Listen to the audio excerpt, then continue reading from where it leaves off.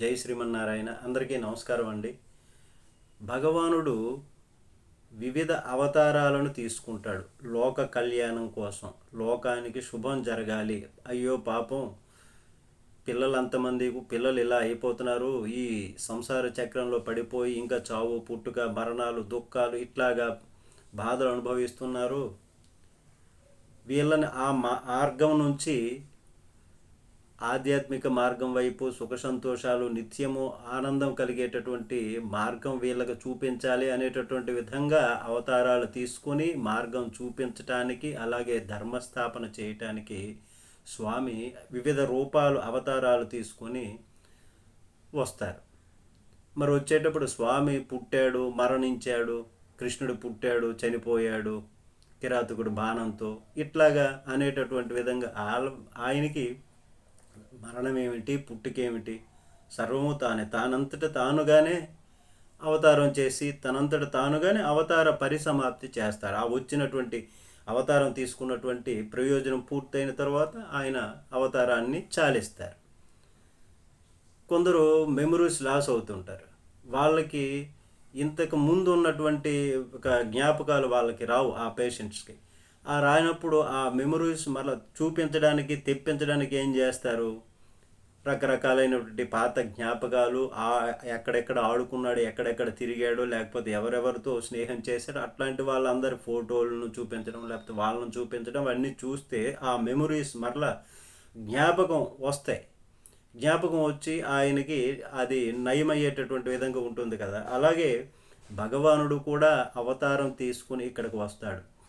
మనల్ని, నాయన నీవు పుట్టావు అంటే ఇక్కడ ఉండటం కోసం కాదు, నీవు వేరే చోట ఉండాలి, అది వేరే మార్గము, అక్కడ నిత్యమో ఆనందమే ఉంటుంది అని మనకి అక్కడ మనం ఎందుకు పుట్టాము, ఎందుకు అనేటటువంటి దాన్ని జ్ఞాపకం చేస్తారు. భగవానుడు అవతారం తీసుకొని ఈ శాస్త్రాల ద్వారా, ఈ రామాయణ భాగవతాలు ఇట్లాంటివన్నిటిలో కూడా ఆ శాస్త్రాల ద్వారా మనకి తెలియజేస్తారు, ఆయన అవతరిస్తారు.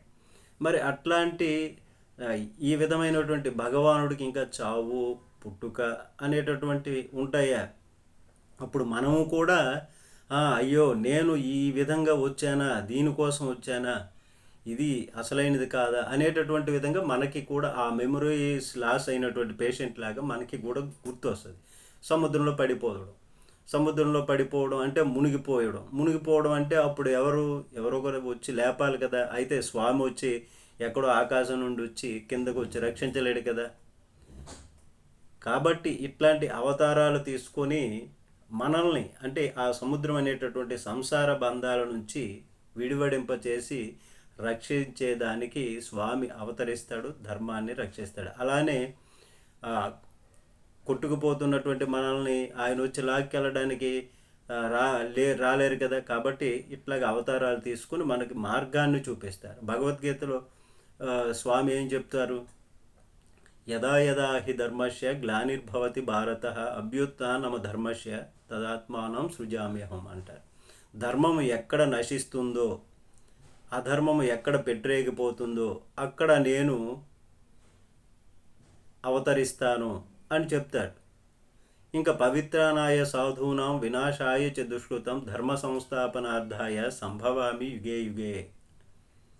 ఎక్కడైతే భక్తుల్ని కాపాడాలో, అధర్మాన్ని రూపుమాపాలో, భక్తుల్ని ఎక్కడైతే హింస పెడుతున్నారో అక్కడ నేను అవతరిస్తాను వారిని రక్షించటానికి అని చెప్పేసి భక్త ప్రహ్లాదుడిని ఎలా రక్షించాడు. ధ్రువుడు విశ్వాసంతో 5 ఏళ్ల ప్రాయంలో వెళ్తున్నటువంటి ధ్రువుడిని ఎలాగైనా స్వామిని చూడాలి, భగవంతుడిని చూడాలి, నేను అనేటటువంటి గొప్పవాడు నవ్వాలనేటటువంటి చేస్తే ఆయనకి కనిపించాడు. మరి భక్తుడికి విశ్వాసంతో ప్రేమతో పిలిస్తే భగవంతుడు పలుకుతాడు. ఆ విధంగా ఉండాలి. అట్లాంటి దానికి అక్కడ అట్లాంటి అధర్మం కలిగినప్పుడు ధర్మస్థాపనకు నేను అవతరిస్తాను అంటారు. అవతారం ప్రయోజనం పూర్తి అయిపోయిన తర్వాత అప్పుడు అవతార పరిసమాప్తి చేస్తారు. అక్కడ చనిపోవటం కాదండి, మరణించడం. స్వామికి పుట్టుకేమిటి, మరణం ఏమిటి? ఆయన సచ్చిదానంద స్వరూపులు, ఎప్పుడూ ఒకేలాగా ఉండేటటువంటి వాళ్ళు. ఆయన మనకి చావు పుట్టుకలు ఉంటాయి.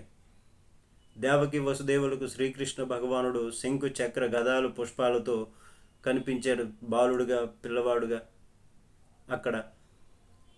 మరి అది మనకి సాధ్యం అవుతుందా? అప్పుడు నవ్వుకుంటూ వచ్చారు. తరువాత వాళ్ళ తాలూకు వంశం చక్రం ఎవరెవరు ఎట్లా అనేటటువంటిదంతా కూడా చెప్పారు. ఆ ప్రాయంలో మనం చెప్పగలుగుతామా? స్వామి లీలలు అవి. కృష్ణుడు చనిపోయాడట, రాముడు చనిపోయాడట, ఇలా అనుకోవడం అది తప్పుగా అవుతుంది.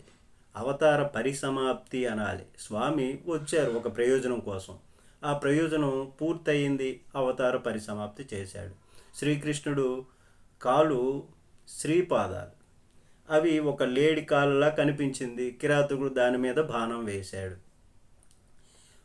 మనకి ఒక తుపాకీతో ఇక్కడ ఏదైనా బుల్లెట్ దిగుతుంది, మనిషి చనిపోతాడండి? లేదు కదా. సినిమాల్లో చూపిస్తాడు, ఇక్కడ బుల్లెట్ పడినా కానీ వెంటనే లేచిపోయి మాట్లాడతాడు, ఫైట్ చేస్తాడు. కానీ ఇక్కడ ఆ బాణం కాలల్లో గుచ్చుకున్న దానికి స్వామి మరణిస్తాడా? కాదు. అక్కడ ఆ కిరాతకుడు అయ్యో పాపం బాబు, నేను ఏదో లేడనుకొని చంపేశాను అనేటటువంటి ఆయన అనుకుంటే ఆ జర అనేవాడిని కూడా, ఆ బాణాలు వేసి కుట్టినటువంటి వాడిని కూడా కృష్ణుడు తెలుసుకొని, ఆయన కృష్ణుడని తెలుసుకుని అయ్యా తప్పయిందని అంటే, ఏం పర్వాలేదు లేవయ్యా, నీవు వైకుంఠానికి వెళ్ళిపో అని అన్నారు. ఆయనకి మోక్షాన్ని ప్రసాదించారు. బాణం వేసిన వాడు వైకుంఠానికి వెళ్ళాడు. అంటే స్వామి లీల. అంటే ఆ బాణంతో స్వామి ఏమైనా మరణిస్తాడా? కాదు. అక్కడ దేవతలందరూ కూడా వారి వారి వాహనాలతో ఆకాశంలో వచ్చి చూస్తూ, స్వామి మా కోసం నీవు ఇలా అవతారం తీసుకున్నావు, ఎన్నో కష్టాలు పడ్డావు, మా కోసమే కదా అని పుష్పవర్షాలను కురిపించారు. స్వామి మా కోసం మీరు వచ్చారు అని చెప్పేసేసి, స్వామి సచ్చిదానంద స్వరూపుడు. ఆయనకి మరణము పుట్టుక అనేటటువంటి ఉండదు. ఆయనంతటా ఆయనగా అవతారంలోకి వస్తారు. అక్కడ ప్రయోజనం పూర్తయిన తర్వాత, ఆ అవతార ప్రయోజనం పూర్తయిన తర్వాత అవతార పరిసమాప్తి చేస్తారు. అది స్వామి తాలూకా లీలా విశేషము. మనల్ని రక్షించడం కోసమే స్వామి అనేకమైనటువంటి ఇట్లాంటి రూపాలను ఎత్తుతారు.